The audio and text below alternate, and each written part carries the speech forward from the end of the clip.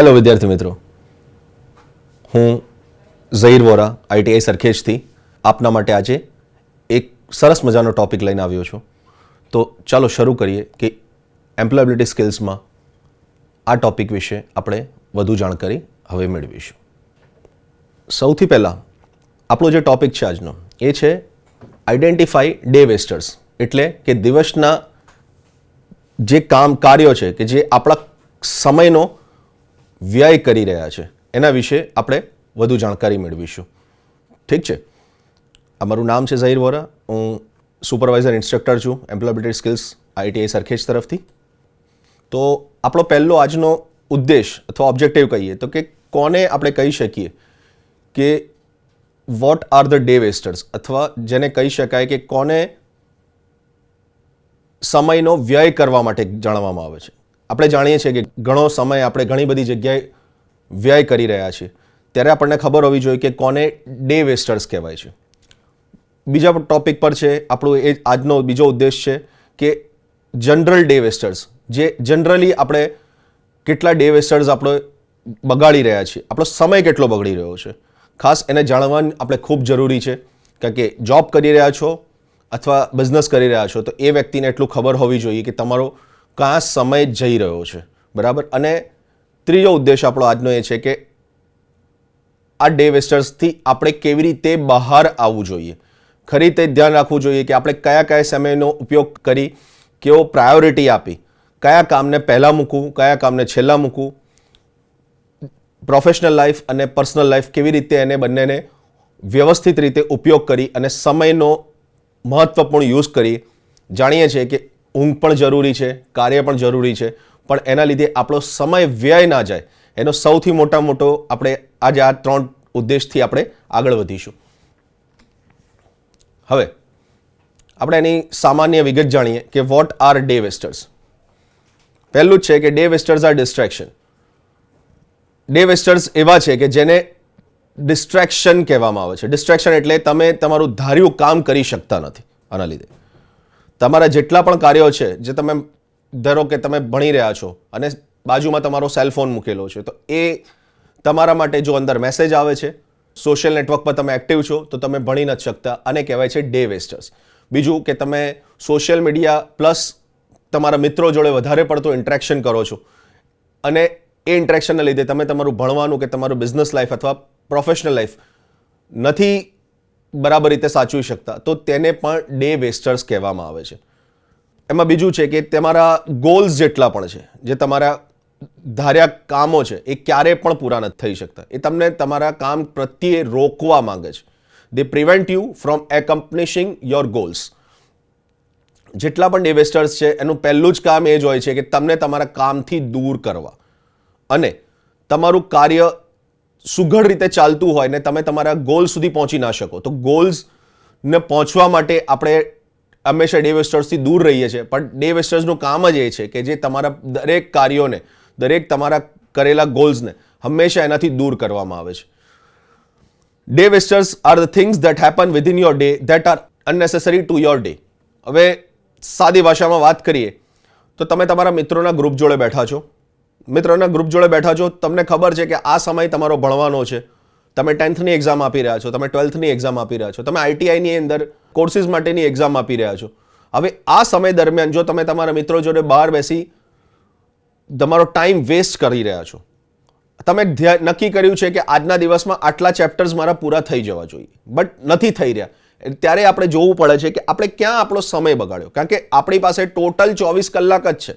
24 કલાકથી વધારે આપણી પાસે ક્યારેય પણ સમય આપવામાં આવ્યો નથી, અને સમય નથી એના લીધે સૌથી મોટું આપણું ડે વેસ્ટર તરીકે આપણા જે વધારાના જે કામો છે એ પણ આમાં ઉપયોગી નથી, તે જાણવામાં આવે છે. હવે દિવસના જેટલા પણ ડે વેસ્ટર્સ છે આપણે જનરલાઇઝ કરીએ છીએ કે કયા કયા ડે વેસ્ટર અથવા કયા કાર્યો અથવા કયા એવા કામ કે જે આપણા ગોલ્સને પહોંચવા માટે આપણને વિઘ્નરૂપ થાય છે. તો સૌથી પહેલું અને સૌથી ફેમસ જે આપણે રેગ્યુલર, હું હોય કે તમે હોઈએ, બધાને ખબર છે કે સ્માર્ટફોન અથવા બીજા ડિજિટલ ડિવાઇસીસ જેવી રીતે કે લેપટોપ છે, કોમ્પ્યુટર છે, ગેમિંગ કન્સોલ્સ છે, આ બધા જે ડિવાઇસીસ છે એ આપણે આપણા કાર્ય કરતા રોકે છે. તમને ખબર હશે કે સ્માર્ટફોન આવ્યા પછી ઘણા બધાની જે લાઈફ છે એ આખી ચેન્જ થઈ ગઈ. રીઝન એ જ હતું કે સ્માર્ટફોનના આવવા પછી તમારું સોશિયલ નેટવર્ક પર એટલા તમે એક્ટિવ થઈ ગયા કે તમે તમારું કાર્ય છોડી અને બીજા કામ પર લાગી ગયા. અને એના લીધે શું થાય છે કે તમે જેટલી પણ સોશિયલ નેટવર્કિંગ સાઇટ્સ સર્ફ કરો છો એટલા સમયમાં તમે તમારું કાર્ય નથી કરી શકતા એ જણાવવામાં આવે છે. બીજી વસ્તુ કે multitasking and trying to do too much at once. હા, તમને કામ સોંપવામાં આવ્યું કે ભાઈ એક પર્ટિક્યુલર ચેપ્ટર તમારે પૂરું કરવાનું છે અને બાજુમાં મિત્ર આવીને બેસી ગયો કે ચાલ આપણે જરા આજે આપણે એક દોસ્ત જોડે વિડીયો કોલ કરીએ કે જે વિદેશમાં રહે છે. અને ત્રીજું જોડે આવી ગયું કામ કે ઘરનું કોઈ ફંક્શન ચાલે છે જોડે જોડે અથવા ઘરમાંથી કોઈ કામ આપવામાં આવ્યું. તમે ત્રણેય કામ એક સાથે કરવા જઈ રહ્યા છો તો એ ક્યારે પણ પૂર્ણ નહીં. તમે ના તો ભણવામાં પૂરું કરી શકશો, બીજું ના તમે તમારા દોસ્ત જોડે બરાબર વાત કરી શકશો, એની જોડે ના આઈ કોન્ટેક્ટ મેળવી શકશો, અને ત્રીજું તમને જે ઘરમાંથી કાર્ય આપવામાં આવ્યું છે એ પણ પૂરું નહીં થાય. એટલે એમ કહેવાય કે તમે ત્રણેય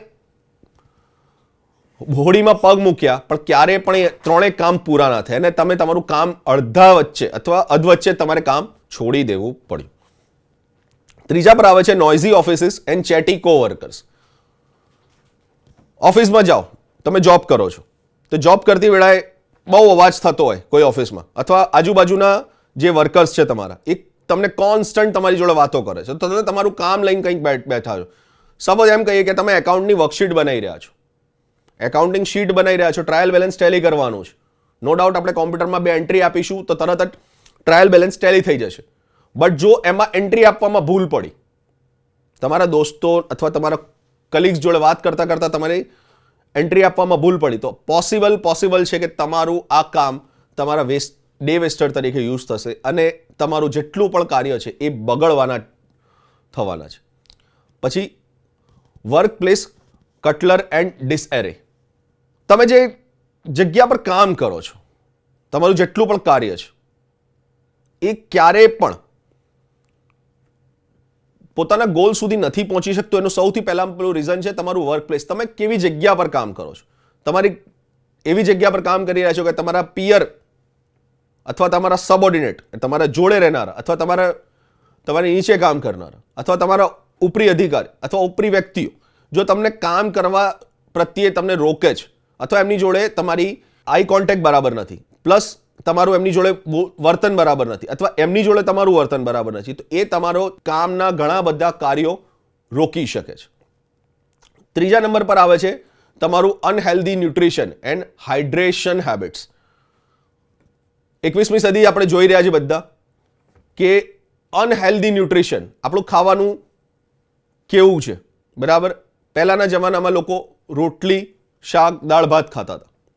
હાલની જમાનો એટલો ફાસ્ટ છે કે આપણે ફાસ્ટ ફૂડ તરફ જઈ રહ્યા છીએ. એના લીધે થાય છે શું કે આપણા જેટલા પણ કામ છે, ન્યુટ્રિશન જેટલું લઈએ છીએ એ ઉતાવળમાં લઈએ છીએ, ત્વરિત લઈએ છીએ, સમય વગરનું લઈએ છીએ બરાબર. એના લીધે તમારી ઊંઘ, તમારું જે ન્યુટ્રિશન છે એ આ બધું તમારું વેસ્ટ જતું હોય છે. બીજા નંબર પર આવે છે હાઇડ્રેશન હેબિટ્સ. પાણી પીવાની આદત આપણામાં નથી. હવે એમ કોઈ કહે કે પાણી પીવાનું અને ડે વેસ્ટરમાં શું ફરક પડે?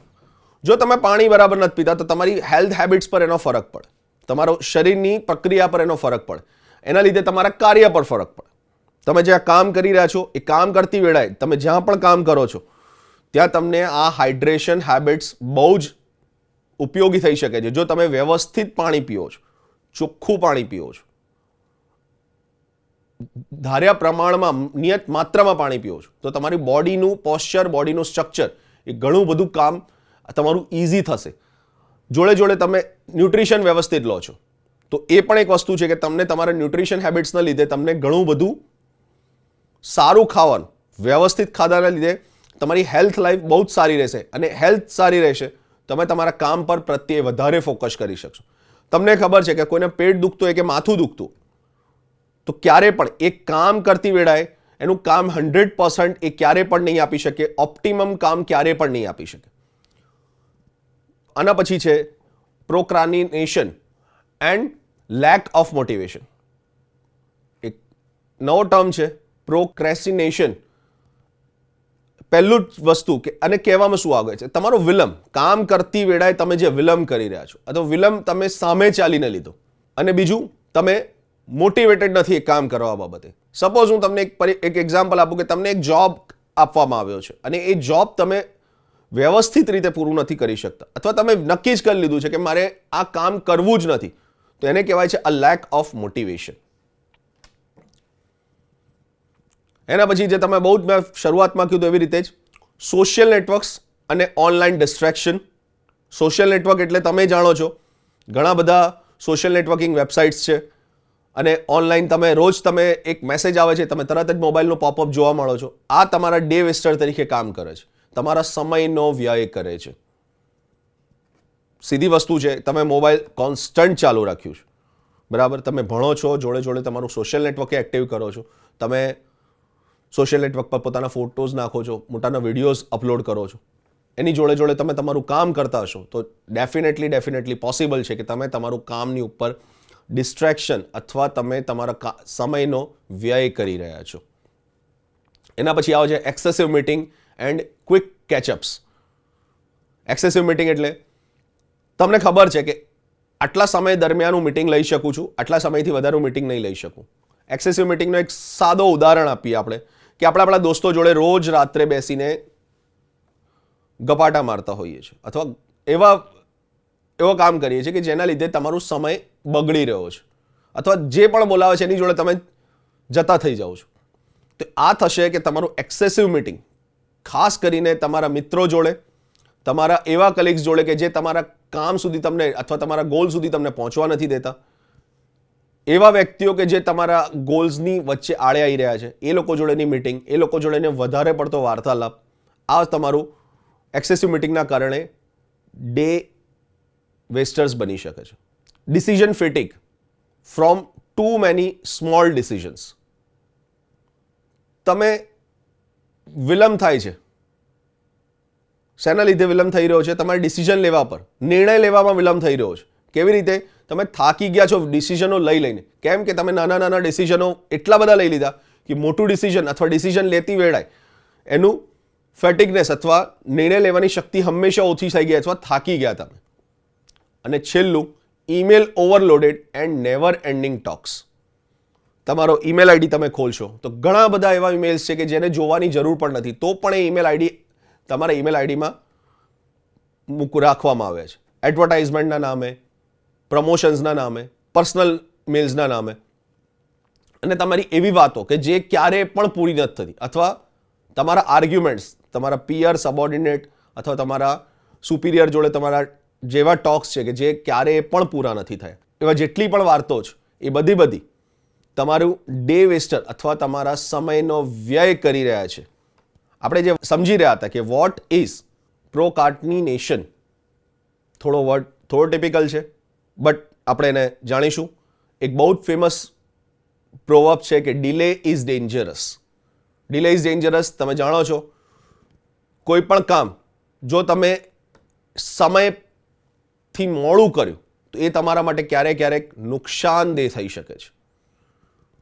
પ્રોક્રેસ્ટિનેશન જે છે એ એનો મિનિંગ જ એ થાય છે કે તમે જે કામ કરી રહ્યા છો એ તમારા કામથી તમે વધારે ટાઈમ લઈ રહ્યા છો અથવા એ કામ કરવામાં મોડું કરી રહ્યા છો. Delay is to avoidance of doing a task which needs to be accomplished. હવે સપોઝ હું તમને એમ કહું કે તમારે એક એક્ઝામની અંદર રેન્ક લાવવો છે અથવા એ એક્ઝામ પાસ કરવી છે, તો તમે એવું નક્કી કર્યું કે હમણાં 2 મહિના પછી વાંચીશ, 4 મહિના પછી એક્ઝામ છે, હું 2 મહિના પછી વાંચીશ. હવે જ્યારે એક્ઝામને માત્ર 2 મહિના બાકી હતા, આ ટાસ્ક છે તમારા માટે અને આ ટાસ્ક પૂરો કરવો અત્યંત જરૂરી છે. જો તમે ટાસ્ક પૂરો નહીં કરો તો તમે ફેલ થઈ શકો છો અથવા તમે ડિટેન્શન મળી શકે છે. તમે એવું નક્કી કર્યું કે ચલો 2 મહિના પછી આપણે ભણવાનું શરૂ કરીએ. હવે રહ્યા તમારી પાસે કેટલા? 2 મહિના. બટ હવે 2 મહિના બાકી હતા, ફરીથી કોઈ એવો પ્રસંગ આવી ગયો કે એવું કોઈ કાર્ય આવી ગયું કે ચલો 1 મહિનો હજુ જવા દો, 1 મહિના પછી આપણે ભણીશું. હવે સમય આવી ગયો છે કે એક્ઝેક્ટ 1 મહિના પછી, 30 દિવસ પછી તમારી એક્ઝામ છે, બટ હવે તમે એમ વિચારો છો કે આટલું બધું કેવી રીતે વાંચું, એટલે તમે ફટાફટ એવું વાંચો છો કે જે પરીક્ષામાં પૂછાઈ શકે. થયું એવું કે તમે વાંચ્યું અને પરીક્ષામાં એ વસ્તુ પૂછાઈ નહીં અથવા નહીવત પ્રમાણમાં પૂછાઈ ગઈ, તો થઈ શકે કે તમારું આ કરેલું ડિલે, જે ભણવામાં તમે ડિલે લીધું, એ ડેન્જરસ થઈ શકે છે, એ તમારા માટે નુકસાનદેહ થઈ શકે છે. બીજું એક્ઝામ્પલ લઈએ. એક વ્યક્તિને કેન્સર છે, એને કેન્સર ડિટેક્ટ થયું ફર્સ્ટ સ્ટેજની અંદર. એવું નક્કી કરે કે કંઈ વાંધો નહીં, કેન્સર ડિટેક્ટ થયું તો કોઈ પ્રોબ્લેમ નથી મને, બટ હવે જોઈશ. એ પોતાનું જે વ્યસન છે, વ્યસન છોડવા તૈયાર નથી. 1 મહિનો થયો, વ્યસન છૂટ્યું નહીં. 2 મહિના થયા, વ્યસન છૂટ્યું નહીં. 3 મહિના થયા, ચેકઅપ કરાવ્યું, લેવલ 3 પર પહોંચી ગયું હતું કેન્સર. હવે થશે શું કે વ્યક્તિને હવે જીવવા માટે પોતાના દરેક કમિટમેન્ટ છોડવા પડશે. દરેક જમવાનું જેમની એની પ્રાયોરિટી રાખતો હતો, જે એનું ફેવરેટ હતું, એ બધું છોડી અને એ કાર્ય કરશે, તો પણ થઈ શકે કે એ જીવતો ન રહે, મૃત પામી જાય. એટલે કહેવાય છે કે તમે જે કામ કરી રહ્યા છો એ સમય, સંજોગો અને સમયના સાથે સાથે જો કામ નહીં થાય, એ ડિલે તમને હંમેશા માટે ભારે પડી શકે છે. તમે જે ડિલે કરી રહ્યા છો એનું પહેલું જ રીઝન એ છે કે તમે અનસર્ટનિટી છો તમારા ગોલ પ્રત્યે, તમારી પ્રાયોરિટીઝ પ્રત્યે. અનસર્ટનિટી એટલે તમને ખબર જ નથી કે તમારો ગોલ શું છે અને તમારી પ્રાયોરિટીઝ શું છે. તમે કોઈક જગ્યા પર તૈયારી કરી રહ્યા છો પરીક્ષાની, તમારા ઘરમાં લગ્નનો પ્રસંગ છે, તમારે પોતાનો લગ્નના પ્રસંગ છે, જોડે જોડે તમારા એવા કામ છે કે જે તમારે કરવા અત્યંત જરૂરી છે. તો હવે તમે જો એને પ્રાયોરિટી નહીં આપો કે ભણવું મારા માટે પહેલું છે, બીજા નંબર પર મારા લગ્ન છે, ત્રીજા નંબર પર ઘરના પ્રસંગ છે, જો તમે એને તમારા ગોલ્સ પ્રત્યે તમે અનસર્ટન હશો અથવા તમારી પ્રાયોરિટીઝ બરાબર નહીં હોય, તો પ્રાયોરિટીઝને રેન્ક નહીં કરી હોય કે પહેલા રેન્ક પર કઈ આવે, બીજા રેન્ક પર કઈ આવે, ત્રીજા રેન્ક પર કઈ આવે. હાલનો જમાનો વ્યક્તિ સોશિયલી એક્ટિવ રહેવા માંગે છે. એ હોય સોશિયલ નેટવર્ક પર હોય અથવા સોસાયટીમાં એક્ટિવ હોય, તો એને પ્રાયોરિટી આપવા માટે એમ નક્કી કરે છે કે હું મારા પાડોશીના ત્યાં જઈ આવું, એને સારા 2 વર્ડ કહી આવું. એના તો કોઈ એવો પ્રસંગ છે કે જે મૃત્યુનો પ્રસંગ થઈ ગયો, તો ત્યાં જઈને 2 વર્ડ કહી આવું. બીજું કે એના ત્યાં લગ્ન છે, તમને બોલાવવામાં આવ્યા છે, તમે 1 થી વધારે દિવસ એના ત્યાં જાઓ છો. તમારે જે પ્રાયોરિટીમાં મેં તમને કીધું કે તમારા મિત્રો પણ છે, તમારી પર્સનલ લાઈફ પણ છે, તમારા ગોલ્સ પણ છે. તમે કોને પહેલી પ્રાયોરિટી આપો છો? પ્રોક્રેસ્ટિનેટ નો મિનિંગ જ એ થાય છે કે તમે તમારા કામ પ્રત્યે ડીલે કરી રહ્યા છો, તમે અનસર્ટન છો. બીજા નંબર પર ટોપિક છે તમારો ઓવરવેલ્મ્ડ વિથ અ ટાસ્ક. તમે એક ટાસ્ક પ્રત્યે એટલું બધું કામ આપી દીધું છે કે એના લીધે બીજા બધા ટાસ્ક પાછળ કામ વધતું જાય છે. સપોઝ એક ટાસ્ક છે જેને 15 જ દિવસ આપવાના હતા, પણ તમે એના માટે 30 દિવસ આપ્યા. સપોઝ એક સબ્જેક્ટ વાંચી રહ્યા છો, તમે ઇતિહાસ વાંચી રહ્યા છો, અને ઇતિહાસના લીધે તમારો ટાસ્ક છે કે તમે એક ટાસ્ક 15 દિવસમાં પૂરો કરવાનો છે, પણ એ ટાસ્ક પાછળ તમે જરૂર કરતાં વધારે ટાઈમ આપ્યો. એના લીધે થશે શું કે પાછલો આખો ટાસ્ક તમારા બીજા બધા સબ્જેક્ટ્સ વાંચવામાં ડિલે થશે. ત્રીજા નંબર પર છે ડિફિકલ્ટ ઇન કોન્સન્ટ્રેશન. તમે સોશિયલ નેટવર્કિંગલી વધારે એક્ટિવ છો, એટલે પહેલું ને છેલ્લું મિનિંગ કે તમારું કોન્સન્ટ્રેશન હંમેશાથી વીક રહેશે. હવે એક વ્યક્તિ જેને કોન્સન્ટ્રેશનમાં વીકનેસ આવે, એનું સીધું છે કે એ પોતાના ગોલ્સ પ્રત્યે ધ્યેય આપી શકતો નથી, ન્યાય નથી આપી શકતો, એ ગોલ્સ પ્રત્યે સજાગ નથી, એટલે એને કોન્સન્ટ્રેશન કરવામાં ઘણો તકલીફ પડે છે અને પોતાને જ ડાઉટ હોય છે કે હું આ કામ પૂરું કરી શકીશ કે નહીં. સેલ્ફ ડાઉટ જેને કહીએ છીએ આપણે. મેં તમને કીધું ને કે ગોલ્સ આપ્યા, તમે એના માટે અનસર્ટન છો કે અહીંયા પહોંચશો કે નહીં પહોંચી શકો. તો પહેલું જ છે કે તમે સેલ્ફ ડાઉટ તમારો જો છે, પોતાના પર જ વિશ્વાસ નથી, તમે આત્મવિશ્વાસહીન છો, તો પહેલું ને છેલ્લું કે તમને પોતાના ગોલ્સ પ્રત્યે ક્યારેય પણ તમે સજાગ નહીં રહો, તમે પહોંચી નહીં શકો અને એના લીધે તમારા કાર્યોનો સેલ્ફ ડિલે થતો જશે. હવે આ જે ડે વેસ્ટર્સ છે અથવા તમારા સમયના વ્યય કરી રહ્યા છે, એનાથી બચવું કઈ રીતે? તો પહેલાં જ આપણે આપણા જાતને સવારે, દરરોજ સવારે આપણે ઉઠીએ છીએ, પ્રાર્થના કરીએ છીએ, ઈશ્વરને પ્રાર્થના કરીએ છીએ, તો પહેલું જ સવારે ઉઠી અને એમ કહેવાય છે કે તમારા આઈના સામે જઈને તમે પહેલાં જ પૂછ્યું, કોઈ પણ એક કામ લો છો, સવારે એમ નક્કી કર્યું છે કે હું આજના દિવસમાં આટલા ટોપિક્સ હું ભણવામાં પતાવી દઈશ અથવા આટલા ટોપિક્સ હું ભણવામાં એને પૂરા કરી દઈશ. તો પહેલો જ સવાલ પોતાની જાત જોડે પૂછશો, કારણ કે વ્યક્તિ દરેકને જૂઠું બોલી શકે, પોતાની જાતને ક્યારેય જૂઠું બોલી શકે નહીં. બરાબર? પહેલું જ નક્કી થશે કે હું આ કામ કેમ કરું છું, why am I doing this. બરાબર? આ કામ કેમ કરી રહ્યો છું. બીજા એની જોડે the best and the most effective way to deal with time waster is not to do the task.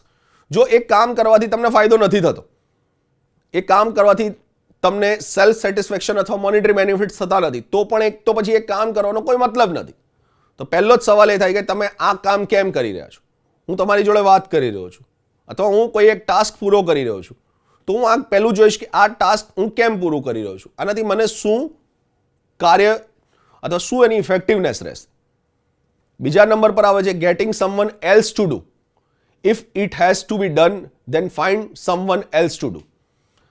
જો કોઈ આ જ કાર્ય સેમ રીતે કરી રહ્યું છે અથવા એક કામ તમે કંપનીમાં જોબ કરો છો, 2 જણા એકાઉન્ટ લખી રહ્યા છે અને બંને સેમ જ એકાઉન્ટ લખી રહ્યા છે, તો પોસિબલ છે કે તમે એકાઉન્ટ એક જ જણો લખતો હોય તો મતલબ નથી કે 2 જણાને એ જ વસ્તુ પર લખવાની જરૂર પડે.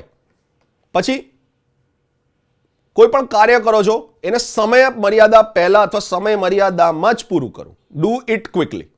બરાબર? એના પછીનું છે સિમ્પ્લિફાઈ ધેન ઓટોમેટ. તમે જેટલું પણ એને બ્રેક કરી અને કરશો કામ, તો પહેલું જ છે કે તમારું કામ ઇઝી રહેશે.